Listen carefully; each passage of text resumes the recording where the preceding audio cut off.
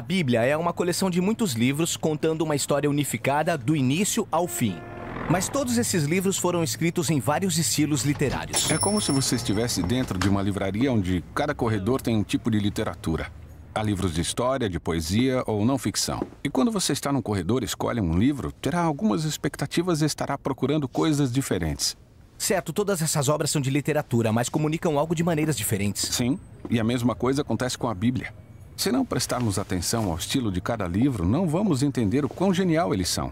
Então, quais são os principais estilos de literatura na Bíblia? Bem, primeiramente, temos a narrativa. É incrível que ela forma 43% da Bíblia. Depois temos a poesia, que forma 33% da Bíblia. Depois vem aquilo que poderíamos chamar de discurso em prosa, que forma os restantes 24%. Quase a metade da Bíblia é narrativa. Sim, e não é por acaso. As histórias são a forma mais universal de comunicação humana. De fato, o nosso cérebro foi feito para receber informações através de histórias. E histórias são muito interessantes. Mas por que será? Bom, as histórias nos ensinam que é possível entender eventos aparentemente aleatórios da nossa vida, pegando esses eventos e organizando-os em sequência.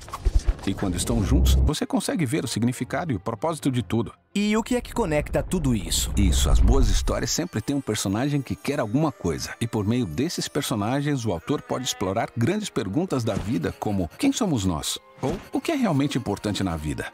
E uma boa história sempre tem algum tipo de conflito. Conflitos e desafios como na nossa vida. E isso nos força a pensar em nossos próprios desafios e questões, como por que há tanto sofrimento e decepção no mundo e o que podemos fazer sobre isso? E as histórias geralmente terminam com algum tipo de solução, dando esperança às nossas próprias histórias. Mas essas são histórias bíblicas. Isso quer dizer que os personagens estão me mostrando como eu devo viver? Não, o objetivo não é esse. A maioria dos personagens bíblicos tem grandes falhas de caráter. Não devemos ser como eles, mas devemos nos identificar com eles, o que nos ajuda a ver a nossa vida e os nossos defeitos com uma nova perspectiva. Sem notarmos, essas histórias nos afetam e mudam a maneira que vemos o mundo, as outras pessoas e nós mesmos. Agora, existem vários tipos de narrativa na Bíblia. Sim, temos a narrativa histórica, mas também temos as parábolas e pequenas narrativas biográficas, como os 4 evangelhos. Vamos ver isso nos próximos vídeos. Legal. Em seguida vem a poesia, que, pra ser sincero, eu não leio muito. Você e a maioria das pessoas. Mas 1 em cada 3 capítulos da Bíblia é composto de poesia. Tá, mas pra que tanta poesia? Bom, os poemas falam principalmente por meio de uma linguagem densa, criativa, conectando imagens que nos ajudam a visualizar o mundo de maneira diferente. Poemas usam muitas metáforas para estimular as nossas emoções e imaginação. E usam uma linguagem bem elegante, mas não seria mais fácil dizer aquilo que eu preciso saber? Pense comigo. Na vida temos a tendência de criar rotinas mentais. Quando pensamos, seguimos esses caminhos já conhecidos, que são muito difíceis de mudar usando lógica ou raciocínio. Uma poesia de qualidade força nossa mente a sair desse caminho conhecido e entrar em um novo território. Esperto. E existem vários tipos de poesia na Bíblia. Existem vários tipos de canções ou salmos.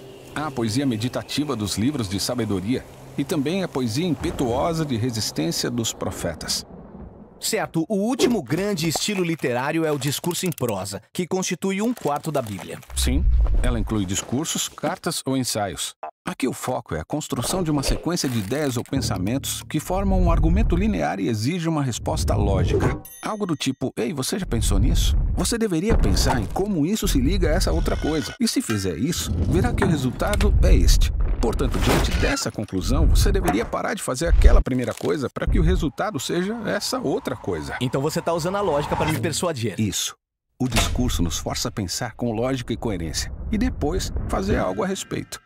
O discurso bíblico é encontrado nas leis, na literatura de sabedoria e nas cartas escritas pelos apóstolos. Beleza, então cada livro da Bíblia tem um estilo literário? Não, na verdade, a maioria dos livros tem um estilo literário principal, como a narrativa, por exemplo. Mas no meio da narrativa também encontramos poemas, parábolas ou até mesmo as leis. Cada livro bíblico é uma combinação única de estilos literários. E para ler bem esse livro, eu preciso me familiarizar com cada estilo e saber como ele funciona. E assim você sabe aquilo que deve prestar atenção e quais perguntas fazer. Mas antes de examinarmos cada tipo, há mais um elemento unificador da literatura bíblica que é muito importante e interessante. E é isso que vamos explorar a seguir.